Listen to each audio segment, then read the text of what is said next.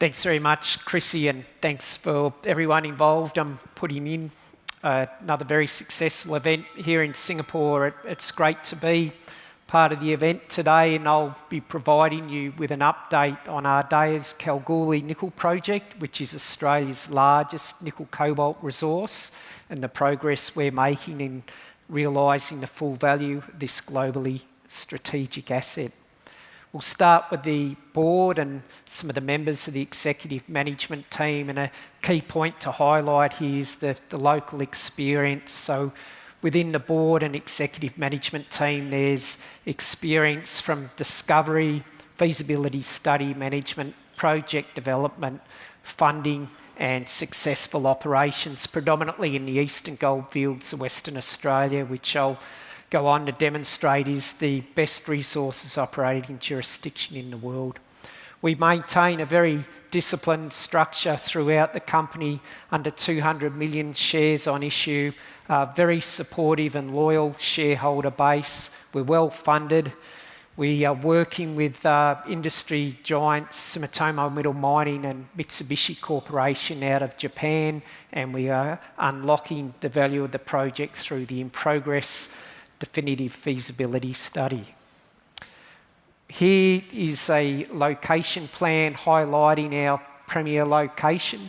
All of the Kalgoorlie nickel project tenements are located within an arc northwest to northeast, 120 kilometres from the city of Kalgoorlie-Boulder. Our most advanced asset is the Goongarrie hub, shown here in green, and you'll also note the direct infrastructure links. So road and rail passing through our granted mining leases. We have access to the deep sea ports on both the south coast and the west coast. Gas pipeline just to our east. So everything we need to rapidly deliver this project. The tenements shown in red are retained 100% by Ardea and host approximately 2 million tonnes of contained nickel, and the tenements in green are the subject to the incorporated joint venture with Sumitomo Metal Mining and Mitsubishi Corporation, and host about 4 million tonnes of contained nickel. The joint venture with our partners, so we'll start with Sumitomo Metal Mining. They have a history spanning centuries, and they are the world's most successful project developer and operator of nickel laterite projects, and have two existing operations in the Philippines. Mitsubishi Corporation, household name, and both these companies have been investing in and enabling the resources sector throughout the world, and we're very pleased to collaborate with them to unlock the Goongarrie hub. The incorporated JV vehicle is called Kalgoorlie Nickel Proprietary Limited. We've got a team of 40 working on the DFS. The DFS budget is approximately $100 million Australian. Our partners earn a 35% interest in KNPL once the DFS is complete, and the remaining 15% to take them up to a 50% interest is awarded upon a final investment decision being made. But to make that final investment decision, it's important to note that all the approvals are in place, and most importantly, the project development debt has been secured. Snapshot now in a bit more detail on Goongarrie. You can see the road and rail passing through our granted mining leases, and the ore reserve blocks are shown here in red in the optimised open pits from a 2023 PFS. And some of the key deliverables from that PFS included a 40-year ore reserve with approximately 30,000 tonnes of nickel and 2,000 tonnes of cobalt production every year. Very competitive operating costs that place us able to compete with peers right round the world. We only assessed 6 of 9 mineral resources when completing the PFS, so in reality we expect this project to be going for an excess of 50 years, and these mega projects with the long life, competitive cost, able to operate throughout the commodity price cycle are very rare. And we're also looking at enhancing the flow sheet from the 2023 PFS. So we're looking at producing a mixed sulphide precipitate. We're looking at increase the tonnes that go through the two autoclaves from 3 to 3.5 million tonnes per annum.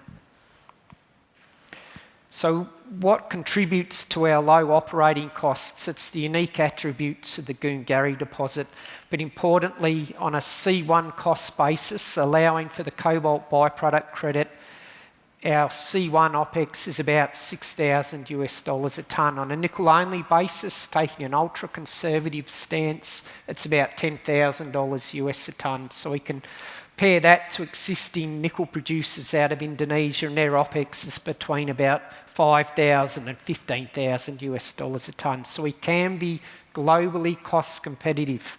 And with the scale of the project, we can enable to operate throughout the commodity price cycle.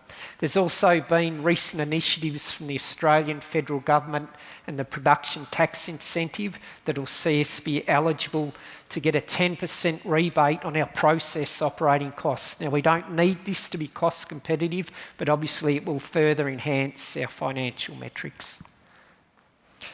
The unique attributes to Goongarrie start with the geology. As a geologist, I'm biased, but it is the first and most important building block. So we start with the goethite. You can break it apart in your hand. It's a soft, iron-rich, biscuity material, so it's free dig, low mining cost, conventional low-risk open-pit mining. Low strip ratio contributes to the low cost. The goethite itself is a very low acid consumer. There's a very low energy requirement to get it through the comminution circuit.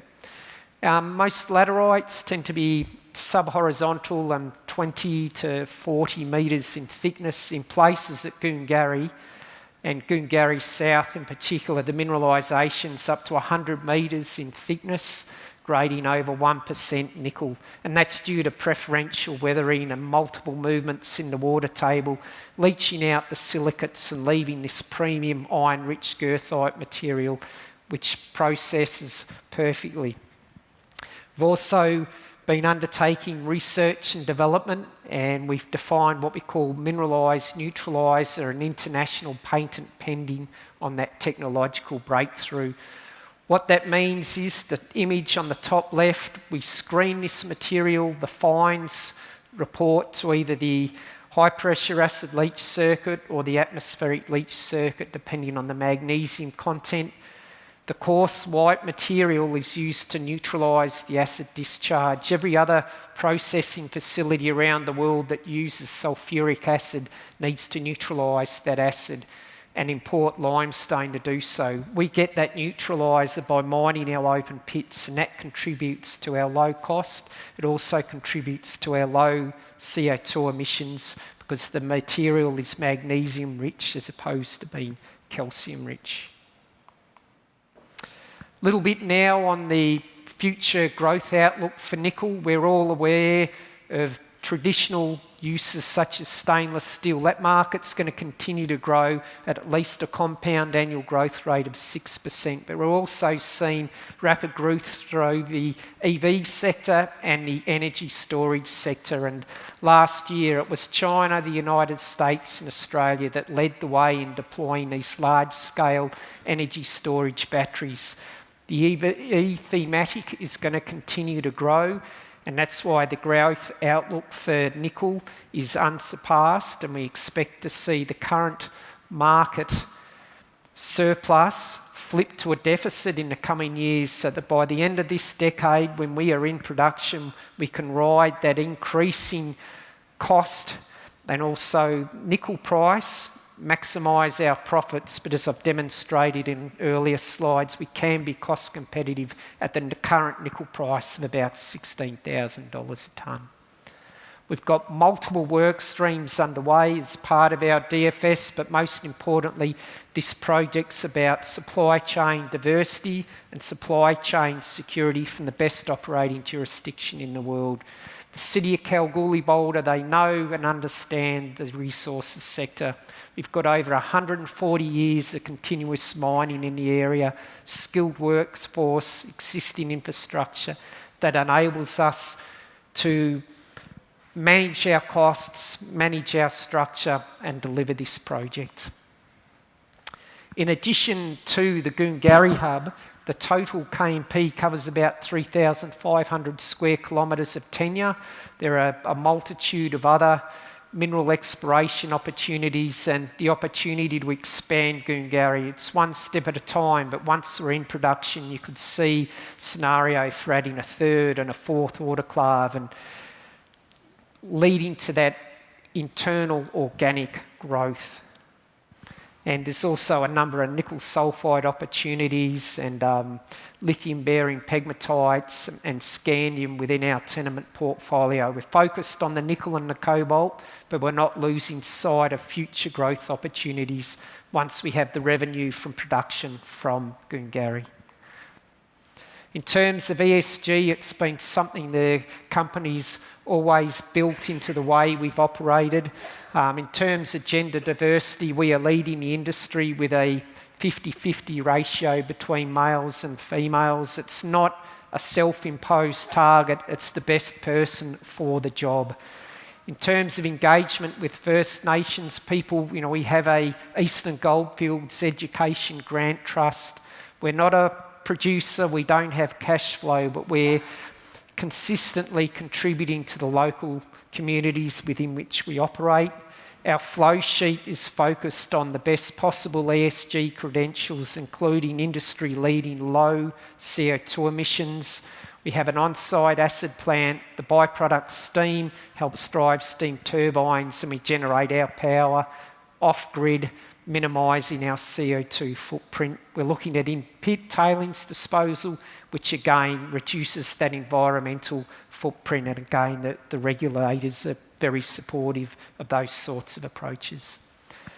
In terms of the DFS, we're working with industry-leading service providers, predominantly in Western Australia, but also right around the world, wherever we need to go to get the best possible skill set.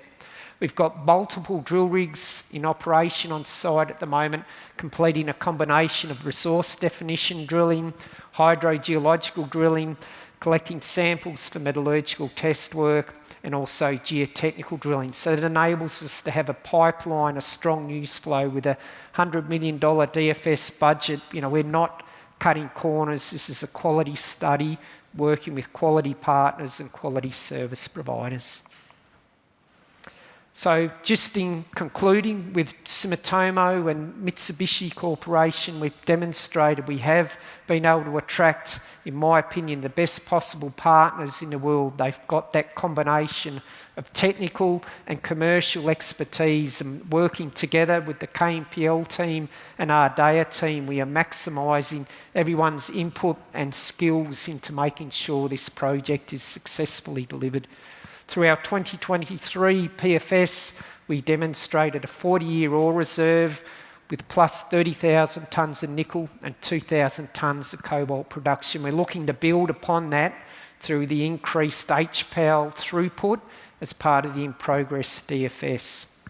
We're already a contributor to both the local, state and federal communities. We're continuing to build on that. We maintain key relationships with all stakeholders, City Kalgoorlie Boulder, Shire Menzies, the Critical Minerals Office, and both state and federal government. So we really see the opportunity for a major Australia, Japan, critical minerals collaboration and unlocking a multi-decade, cost-competitive source of nickel and cobalt that provides that essential supply chain diversity and security. So thanks very much for your attention. Matt Collins and I can be located at booth number 1. More than happy to answer any questions you have. Enjoy the rest of the event, and thanks very much to Chrissy and the team for another outstanding conference.